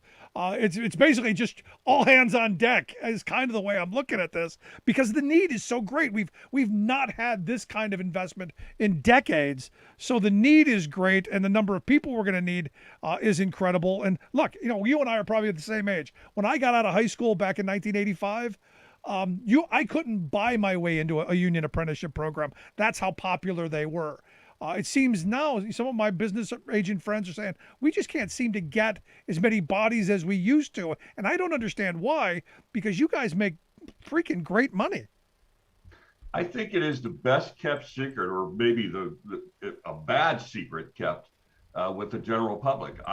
When I was working at the local level, we reached out to parents constantly to try to communicate to them the opportunities available for young people. I have nothing against college. I'm a college graduate myself, but it's not for everyone. And the opportunities in building trades and apprenticeship are so vast. Diversity within that, just the work is so diverse these days. There is a place for everyone. And it forces all of us in the building trades and the other unions to reach out to all communities and saying, look, you're welcome. We want you in here and provide whatever opportunity we can for success. Now, the thing that I love highlighting about union apprenticeship programs is you don't go into a lifetime of debt to get it. I mean, we're talking about student loan debt in this country at record levels. They're talking about debt forgiveness. You've got people who claim that they can't buy another house, they can't buy their first house, they can't move out of mom's basement. And yet I look at, some of the apprentices that I've known over the years, 21, 22 years old, making 70, 80 grand a year, no student loan debt, the best health care you can find on the planet, a retirement plan that when they're in their 50s, they're going to be able to retire. I look at all this stuff and I'm going, I don't know why you wouldn't want to join one of the building trades apprenticeship programs. Rick, I don't disagree. I don't understand why we're not having a larger influx of applicants. We are reaching out, as I said, making our best efforts. I think we're no different than any other building trade. We are trying to increase our workforce to provide, not just what this bill has provided, but just the work in general in terms of construction and the opportunities of retirement, like you said, of healthcare, benefits packages, prescription plan. It's almost it's unbelievable that we don't have the doors beating in with applicants every year. We have had recently, we've had some increases, but we need way more workers than currently what we're attracting. No, and the reason that there's part of me that goes, and maybe you'll agree or disagree with me. When I was in high school years ago, we were all told we're all, we don't need those dirty jobs. We don't need those physical manual labor jobs. We're all going to have a corner office. We're all going to shuffle papers. We're all going to be rich. There's this great utopia. And yet, the jobs that, people have to do, I don't care if you're washing dishes or sweeping streets or knocking tin. At the end of the day, you got to make a decent living. You got to have decent benefits. And, the apprenticeship programs you guys have, I think, are second to none. So do you agree with me? Do you think that's part of the problem, that we've been told for so long that we don't need these dirty jobs? Well, I think there's a stigma associated with working with your hands, which is really short-sighted. Certainly in the 80s, I think, when both of us came out of high school, the answer was always college, college, college. And parents pushed their kids. Of course they did. They want their children to do better than they did. My father was a sheet metal worker. I am second generation. And my son is now finishing out his apprenticeship. The opportunity was there. And once I embraced it, I realized how much I loved the job and all of the challenges that came in with it. But too often, I think people didn't realize that opportunity was there. And in certain circumstances, like you've described, there were so many applicants in some regions, in some areas, it was really challenging to get a position. Yeah. We've gone forward now 30 years, and it seems as though, like you said, we're seeing more and more people coming out of college with huge college debt, without a lot of opportunity. And the building trades and apprenticeship in general provides an opportunity where you're not paying for that education. You're paying through it for working for a lower wage. That's been the history of apprenticeship throughout time. You exchange a lower working rate for training, and you advance in a structured apprenticeship program. You advance at a rate which is described to you, documented, and at the end of that time, you exit as a journey person with a card as a full rate. Yeah, and a portable skill. And a portable skill you can take anywhere in the world. I mean, absolutely. That's the other part of this. And look, I've got friends who, are electricians and carpenters and plumbers, and go down the list of all the building trades. I've got friends in all of those. And you drive it through any city, and you go, I worked on that, and look what I did over here, and I did that, and the pride factor, I think, is huge as well. When you build something that's going to be there, long after you're gone. I think of my great grandfather, who laid the bricks on this street that he pointed out. I did that. There's a lot to that. Yeah, absolutely. I remember my father pointing at buildings as we drove through the city when I was a child, the things that he had done or worked on, and I found myself doing that same thing when my kids were young. There's a lot of pride in the construction industry. Absolutely. So let's get to the nuts and bolts of it. How does someone go about it?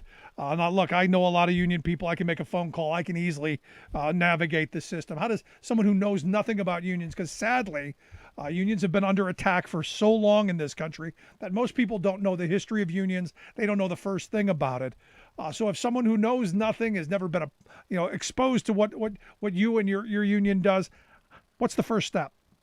Well, absolutely. The probably in our case with our trade, iti.org is a way to go and find out training centers near you. There are lots of job fairs. We work with Skills USA a lot, or just about any high school job fair or whatever that invites us. Most training centers will always send a representative. Too often, though, students don't stop by and talk to us, and I have some personal experience with that. It seems to be more of a college fair as opposed to a job fair. However, those fairs where people do come and talk to us, they realize some of the things we've been talking about and maybe say, this could be for me. We check your Facebook web pages. They're constantly, all over the internet. There are links to get to Building Trades Apprenticeship, and you hook up, send an email, your basic and inquiry. There are applications you could do online, all sorts of things. You're listening to the Rick Smith Show. We're here with Len Leibert. Len is a field representative for the Sheet Metal Workers Union. You can check out their website, smart-union.org. We'll get links out on social media, how you can check that out. Also, for the training programs, iti.org. We'll make sure we get those out as well. You mentioned a moment ago that you have a college degree, and I find it interesting that a lot of my building trades friends do. They went through the apprenticeship program. They became electricians, whatever.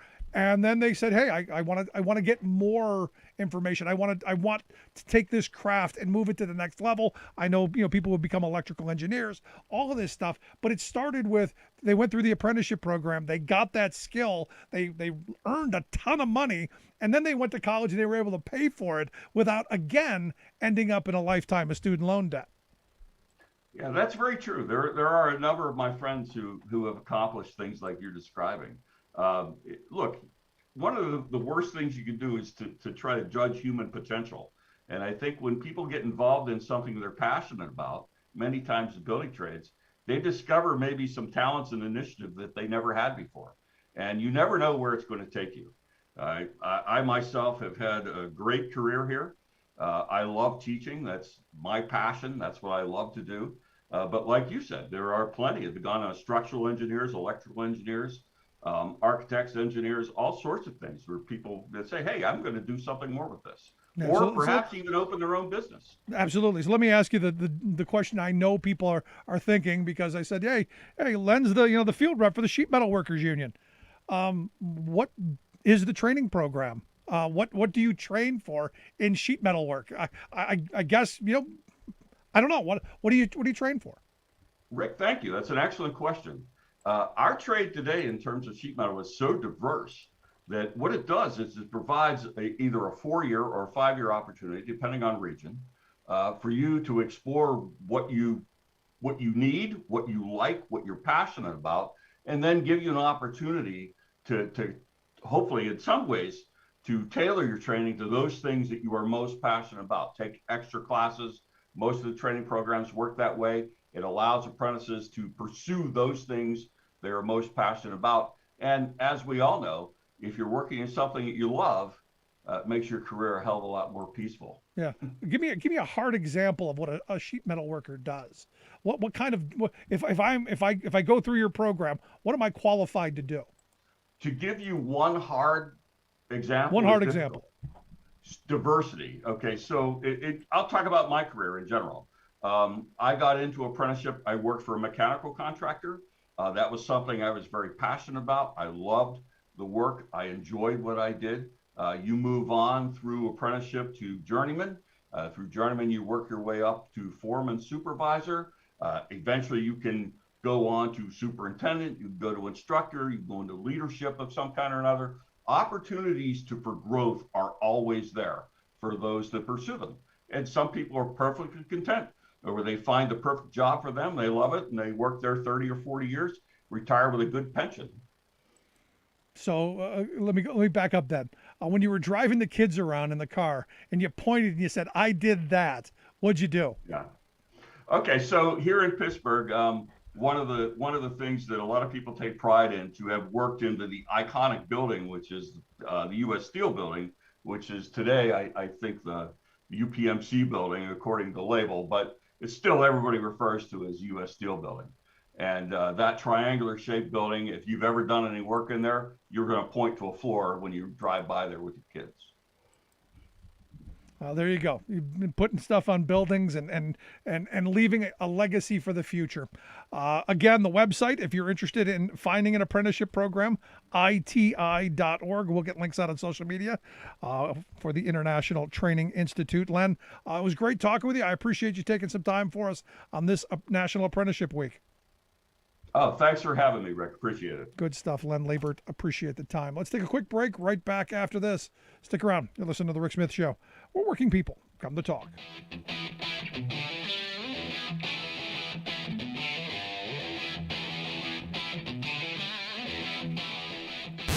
Saving work in America, one show at a time. The Rick Smith Show.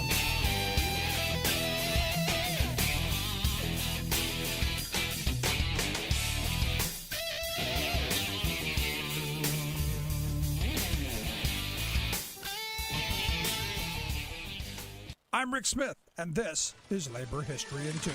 On this day in labor history, the year was 2014. That was the day 4 workers were killed and a 5th injured during a chemical leak at a DuPont insecticide plant near Houston, Texas. The plant used methyl mercaptan in its production of insecticides. 24,000 pounds of the deadly chemical were released through 2 valves in a poorly ventilated building on site. The U.S. Chemical Safety Board found numerous flawed safety procedures, design problems, and inadequate planning. Days earlier, liquid methyl mercaptan had solidified in piping, causing a blockage. Workers attempted to clear it by spraying the pipes with hot water. They didn't realize they had cleared the blockage, which then created a high-pressure buildup of the chemical in other piping. When 2 workers went to drain those pipes in a routine procedure, they were overcome by toxic vapors. Another 2 workers answering the subsequent distress call were also killed. DuPont blamed the workers for the release of the toxic gas, but the CSB found a number of violations. The building where the release occurred had an inadequate toxic gas detection system. Ventilation fans were not working, and the workers were not required to wear additional breathing protection for tasks they performed there. Line clearing procedures were faulty, routinely exposing workers to toxic fumes. The board also found that DuPont worked to conceal from environmental regulators as many as 4 releases of methyl mercaptan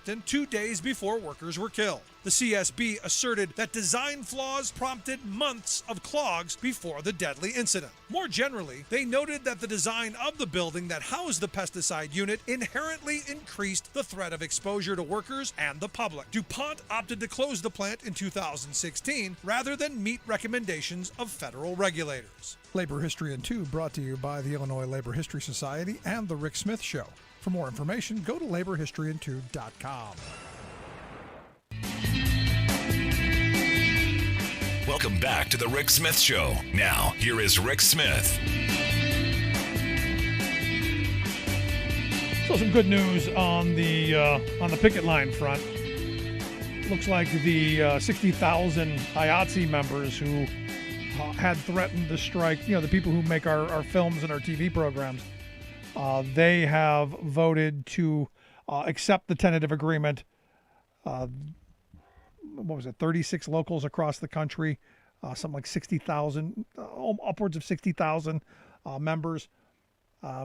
It narrowly passed. Look, with every one of these, there's always something left on the table. It's what you organize around next time around. But they got a lot better than what they had originally gotten. Also, the workers at Kaiser Permanente, they're saying upwards of 35 to possibly 50,000 people could have gone on strike in California, Oregon, and 6 other states across the country. That was supposed to happen today. It hasn't. They have a tentative agreement. We'll see how that plays out. Because if you remember, Kaiser's first proposal was a 1% raise for each of the 3 years and a 25% pay cut for all new hires. Again, that 2-tier wage system that employers seem to love an awful lot, because what they understand is it's a divide and conquer tactic. It's a way to create two separate employment positions. And as the older people move on, it's a way of, lowering your employment costs. It's what they've done. And look, it worked in the 90s and early 2000s because they were able to, you can sell off the unborn. They won't know any better. They're not alive yet. And, it temporarily worked until those workers realized, I got to work next to that person who's making, $6, $7 an hour less. And it's going to cause a real rift. And it has. It's what you're seeing going on at Kellogg's, where, they can't keep people there long enough. And the people who were forced into this two-tier system, they're working 70 hours a week, 7 days a week, just, because they have to, and nobody stays. So we're seeing a lot of positive militant action with working folks across this country. I think we're going to see more. I'm waiting to see what happens in Buffalo as the Starbucks workers are, I guess, right now voting on whether they're going to organize the first unionized Starbucks in the country there in Buffalo. I'm hoping they do. Because, if you look at the hard press that Starbucks put on, bringing an old CEO to Buffalo in November to go to a ritzy hotel and pay all of your partners to come and listen to his spiel, and the hard press of, sending the executives out to mop the floors and all of the craziness that they were doing, in the hopes that he would say, no, don't do that. We like you. Had they done all of those things prior, had they treated these people like this prior, you wouldn't be in this situation. The reason that those folks in Buffalo are trying to organize a union is they realize they've been treated like garbage for far too long. And that whole, oh, you're a patriot. Oh, you're essential. Oh, you're heroes. It just verbiage. Didn't actually come with any actions. And good on them, man. Good on them. It's something that we desperately need. But, back to what Len was talking about, and I've said this for years. In fact, trying to convince my kids, apprenticeship programs are the way to go. Become an electrician, become a pipe fitter, become, a plumber, whatever. Get a trade. And if you only do it for several years, you do it for, 5, 6, 7, 8 years, whatever, and you want to do something else, you still have a portable trade that you can go anywhere in the world with. A friend of mine had I think it was his nephew. He was saying that the kid went to college, got a master's degree, and went all the way through school you could possibly get, ran up hundreds of thousands of dollars in student loan debt, ended up getting into a welder's apprenticeship program because he couldn't get a job with his master's degree. Because what we've done in this country is now everybody's got them. There are a lot of people who have them that, their degree, their diploma, basically lines the inside of a birdcage. And they're doing all of these other jobs. And this guy turned out to be a welder and one of the top welders in the country because he was really good at it. He's now the guy making, like $200,000 a year because he can weld like nuclear submarines. And he started off wasting a whole bunch of money on student loans when, he turned out to be an incredible welder. Had he done that the backward way, maybe he'd be better off. I don't know. But for me, and this is what I tell my kids, it's a skill, it's a trade, it's something that they can't take from you. And you'll always be able to do it. It's a start. If you don't know what you want to do to go to college, don't just go to run up a bunch of debt.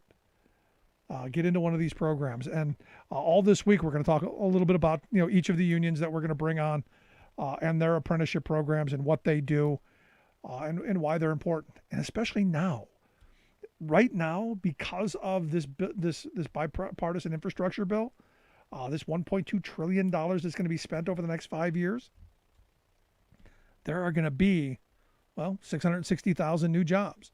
That means they're going to need, 660,000 people who know how to take a piece of something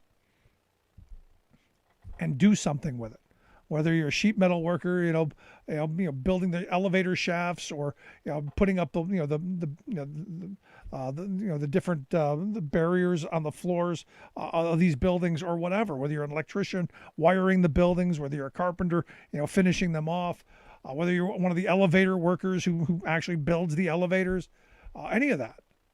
there's going to be tons of work.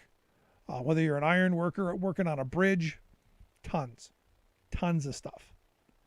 And those jobs pay really well. Because what they didn't strip out of this bipartisan infrastructure bill, even though Texas Senator Tom Coburn tried, is the prevailing wage laws, which means that you're going to get paid a good wage. So for me, if I were an 18-year-old kid right now, no question, I'd be jumping into one of these apprenticeship programs. And look, later in the week, we're going to have somebody from the IBEW, the Electrical Workers Union. And, for me, the solar stuff that they're doing out west is second to none.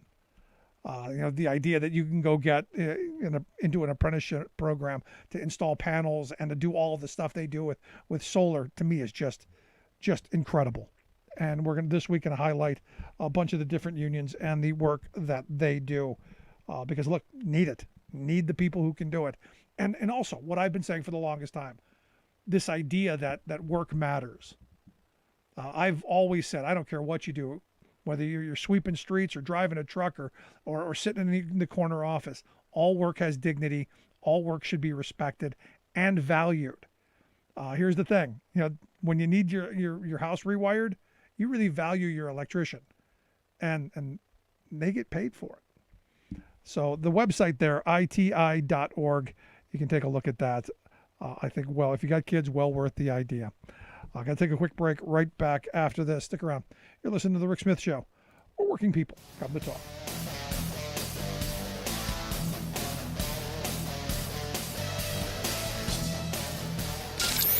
Waving the flag of freedom for people, not corporations. Rick Smith.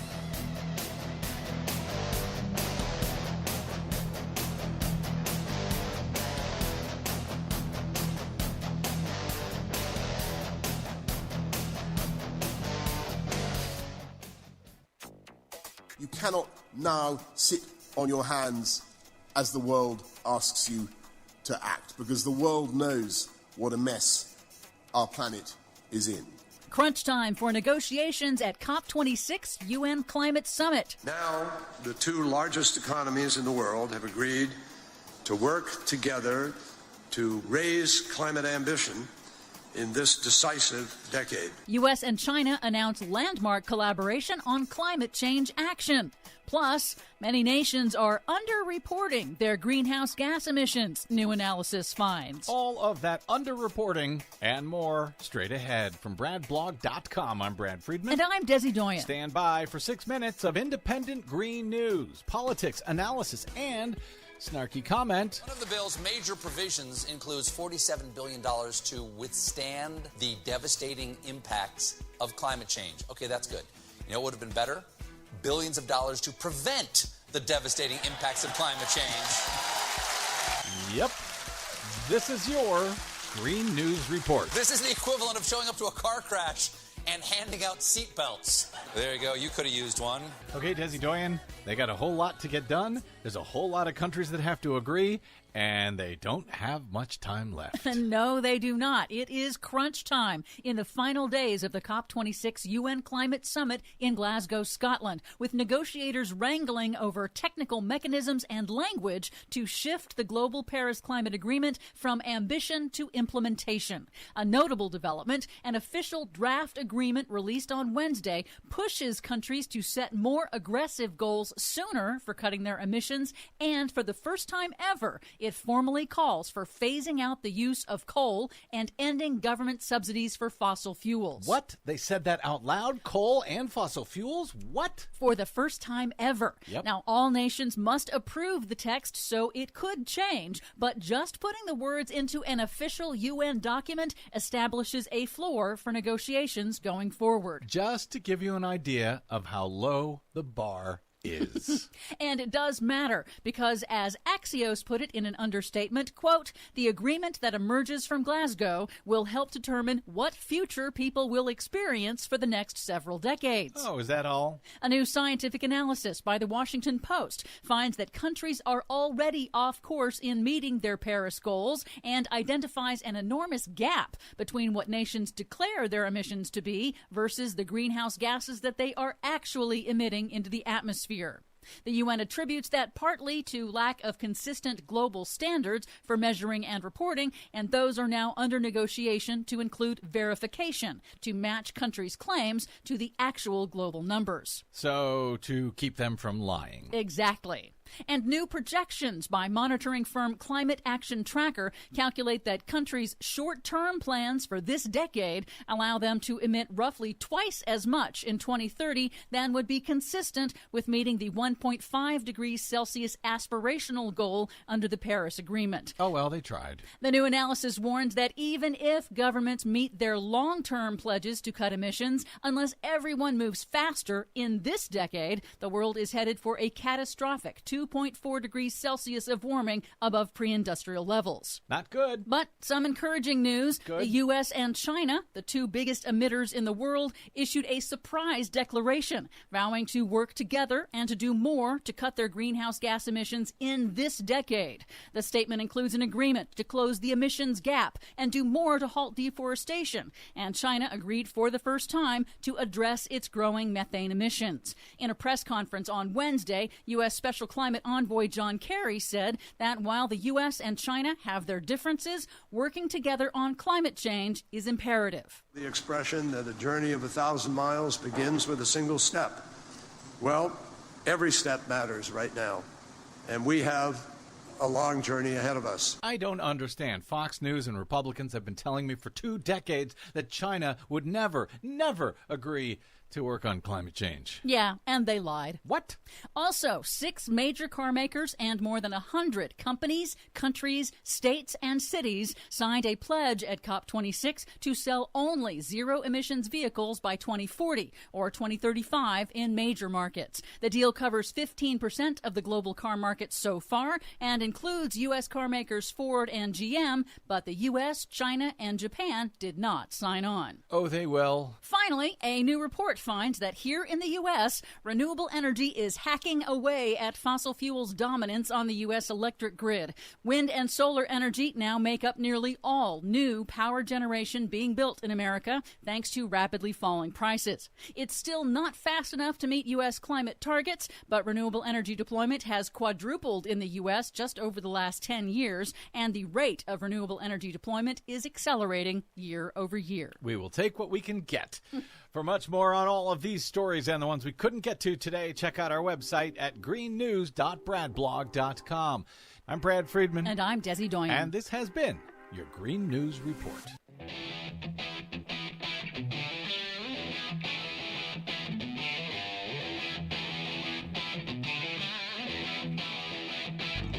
Welcome back to the Rick Smith Show. Now, here is Rick Smith.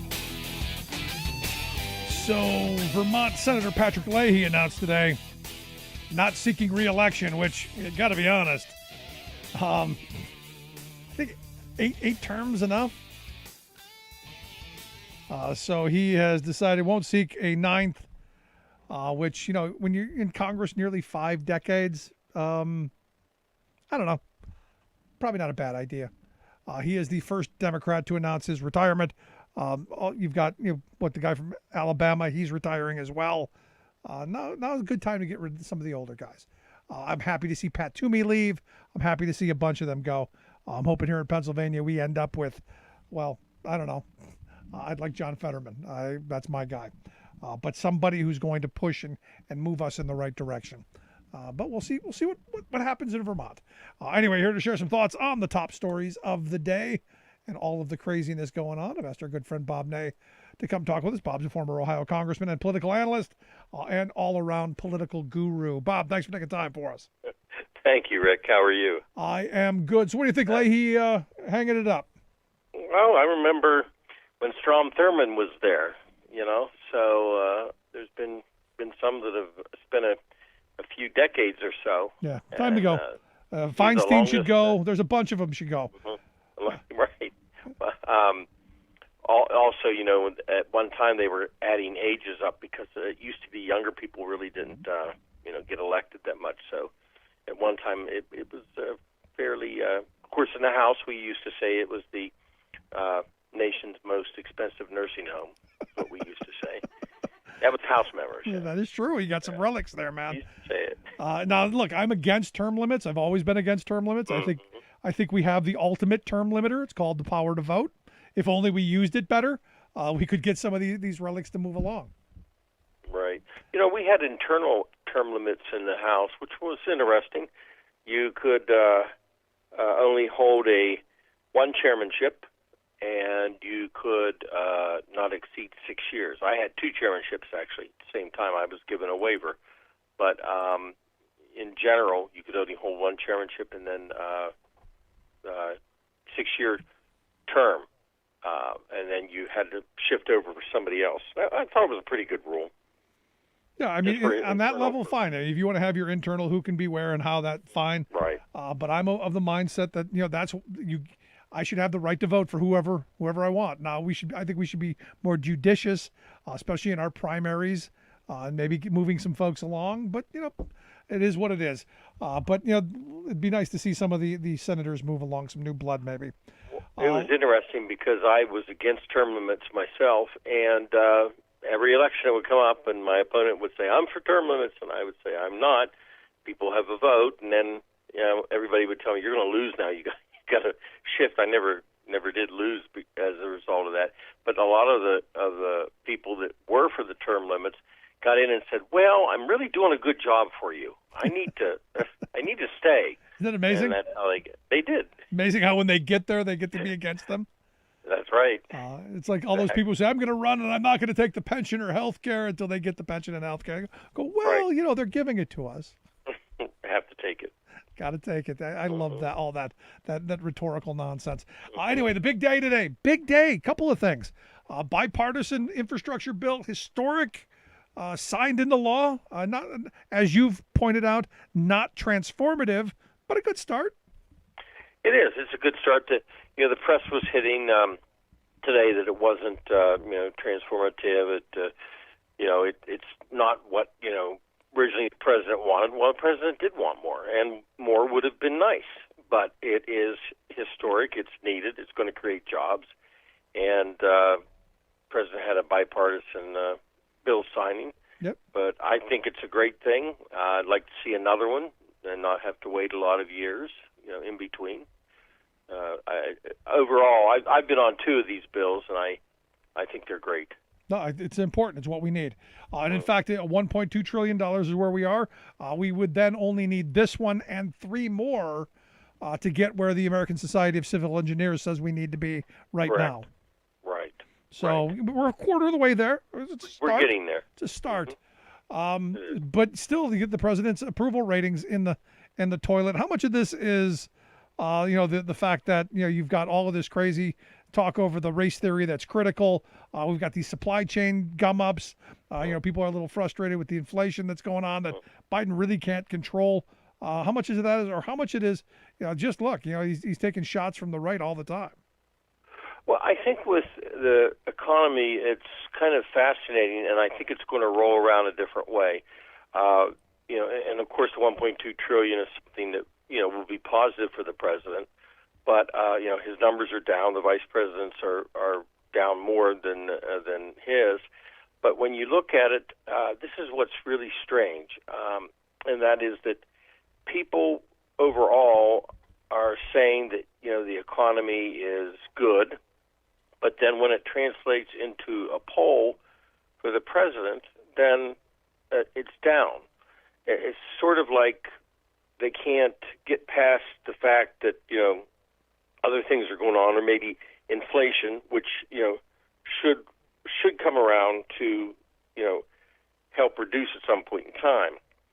So it's really strange right now in the polling. Yeah, no, I mean, because everybody I talk to, they're doing great. I'm happy. Got a job. Work is plentiful. You got disposable income.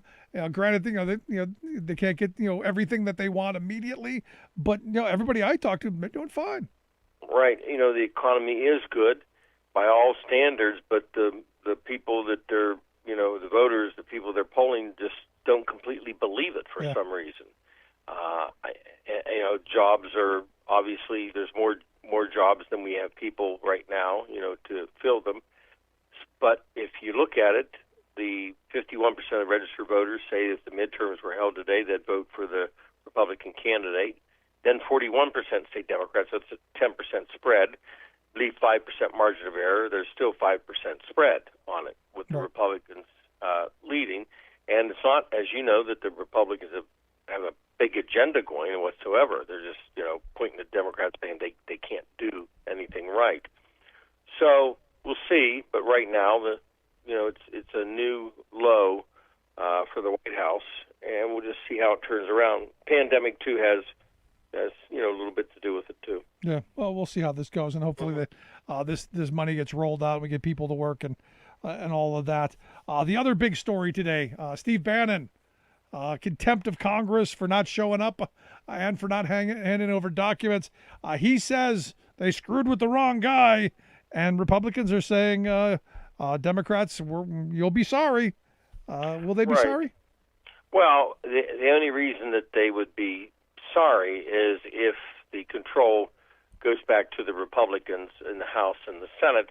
At that point in time, then the Republicans would probably go after some of the current White House people, and if they refuse, then the Republicans say, well, wait a minute, the example and trend was set here by the Department of Justice to indict. Now, it's really fascinating because you and I have, and this kind of surprised me that the department actually did something, because traditionally, and you and I have talked about this many times, traditionally they don't do this. Yep. It goes through the court system. It sits. I don't care if it's Republican or Democrat. Whoever's found in contempt, it sits. It finally gets, kind of bargained that nothing's going to happen, and it's dropped. This time, Department of Justice flexed its muscles and said, okay. So the Republicans are saying, fine, if we get back in control, you wait and see, basically, who we're going to subpoena. Yeah. No, I mean, this is... but, here's the thing. I don't see Democrats going to be storming the Capitol, and I don't see them defecating on the floor and on desks and stealing laptops and doing all that stuff anytime soon, stabbing police officers with flag poles and all of that.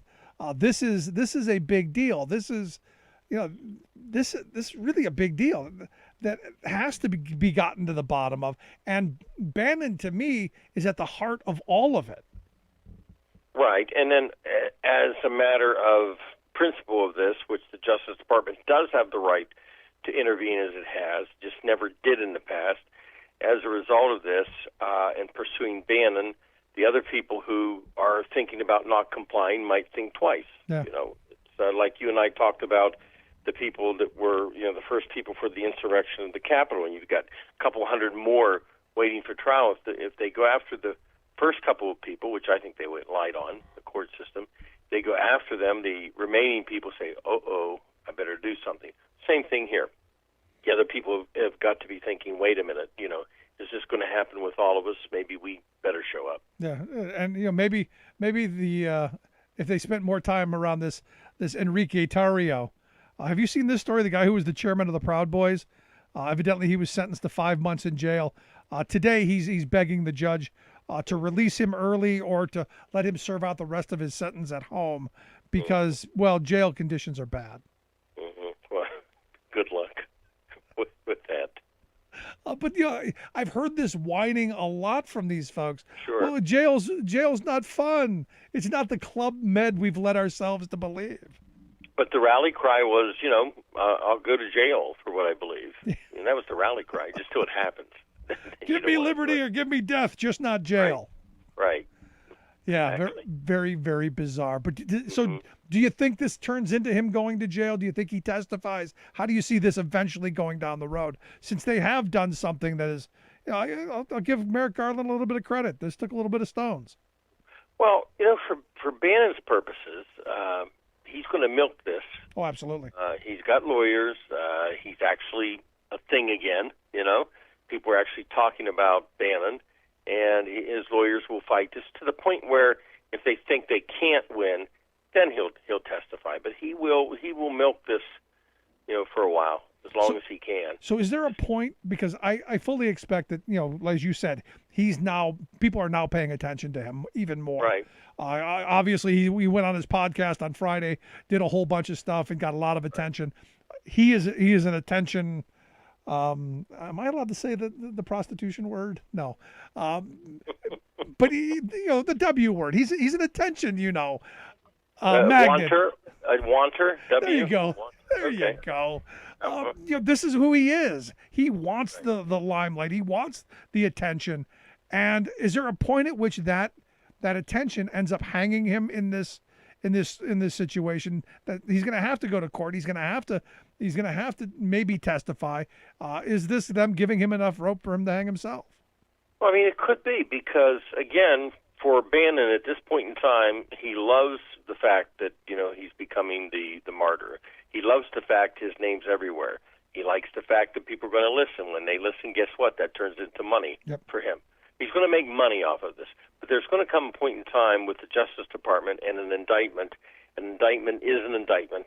And eventually, if this heads to a trial, yes, he's going to get free legal help. There's no question about that. But if you're sitting there thinking, do I lose this and do I serve a year? Forget the $100,000 fine, potentially, but do I serve a year? At that point in time, he will look at this very, very seriously, because he will not want to do time. Yeah, but I see him as one of those guys who, wants to be the martyr. Wants that.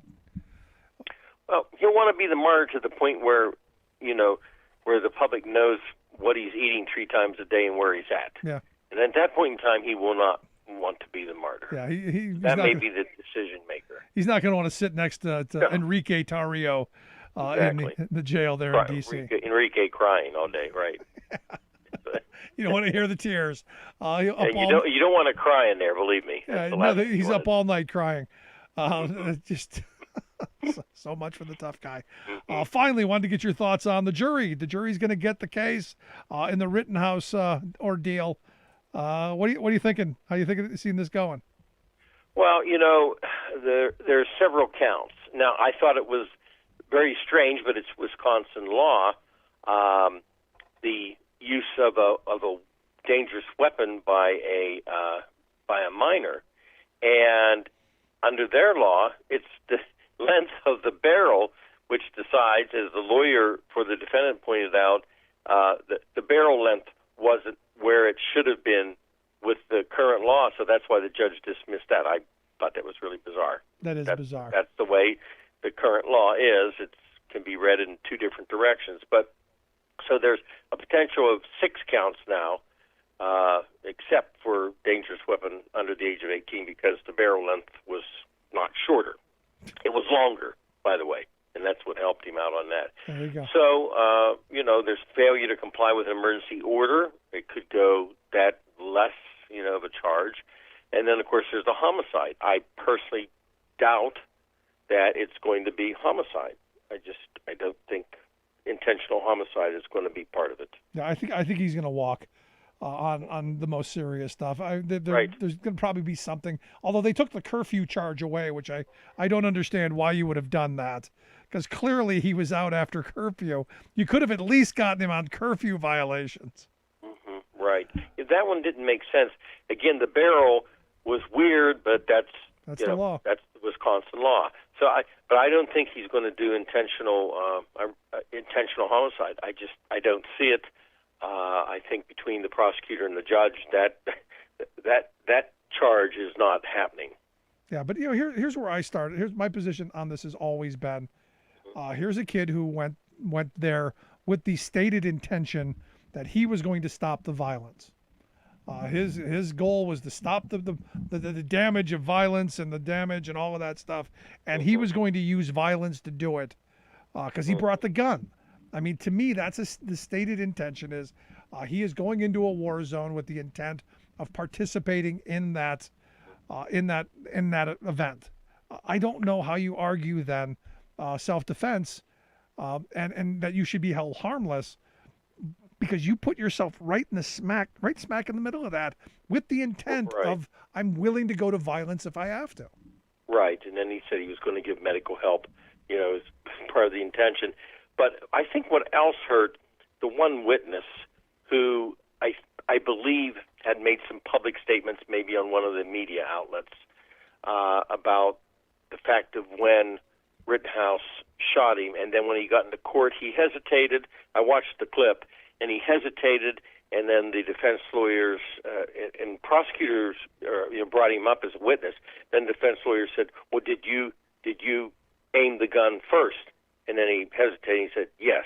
And at that point in time, I think probably that is going to be a factor too. Of course. And this is one thing on the media outlets. Then he went in court and said another.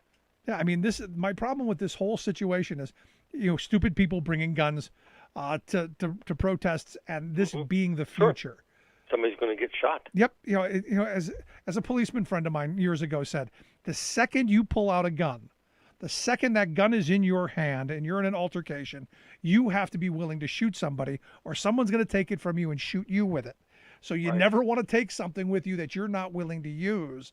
And this is the situation we're in. We get all these people who they want to look like G.I. Joe and they want to walk around like they're law enforcement. But you the second you bring that out, you have now escalated the level of potential violence. Well, he had encouragement from his mother on it. Didn't she drive him there? I think. I don't think she drove him there. Okay. But she was okay with it, and she was okay, or she knew he was driving with it, something. But because she went on, she was on TV also. Yeah, she's I file that one under any idiot can have a child. You need a license to get a dog. Right. Exactly. Sad stuff.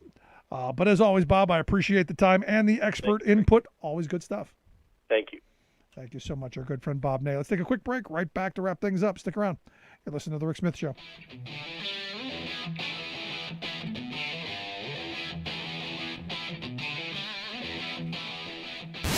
Saving work in America, one show at a time. The Rick Smith Show.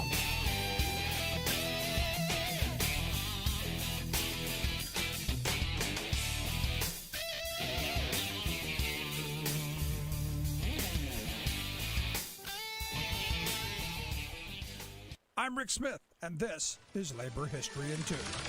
On this day in labor history, the year was 1919. That was the day that federal agents stormed the offices of the industrial workers of the world in New York City. They were looking for evidence connecting the organization to radical communists or anarchists. The ransacked office was part of the infamous Palmer raids, when Attorney General Alexander Palmer responded to the growing Red Scare hysteria by raiding the offices of leftist organizations and arresting thousands. Hundreds of immigrants to the United States were deported during the raids without legal due process. The 1917 Russian Revolution had stoked fears about a spreading communist threat. Newspaper headlines helped to drum up public panic. A week before the IWW raid, a headline on the front page of the Evening World, published in New York City, declared, "Reds in U.S. plotted revolution, deportation for all radicals." The day after the IWW raid, a Washington Post headline read, "Law to crush Reds." Writing in 1920, Attorney General Palmer warned, quote, "The chief appeal communism makes is to the worker. If they can lure the wage earner to join their own gang of thieves, if they can show him that he will be rich if he steals, so far they have succeeded in betraying him to their own criminal course." Palmer went on to describe how communists had, quote, "stirred discontent, caused irritating strikes, and infected our social ideas with the disease of their own minds and their unclean morals. Palmer's references to workers and irritating strikes demonstrate that he perceived the labor movement as part of the communist threat. Anti-communist hysteria took its toll on the most radical elements of the U.S. labor movement,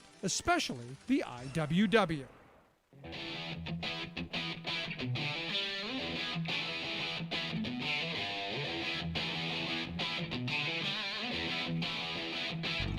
Welcome back to the Rick Smith Show. Now, here is Rick Smith. So, some good news. We're going to be adding stations in Chicago and Minneapolis, Minnesota.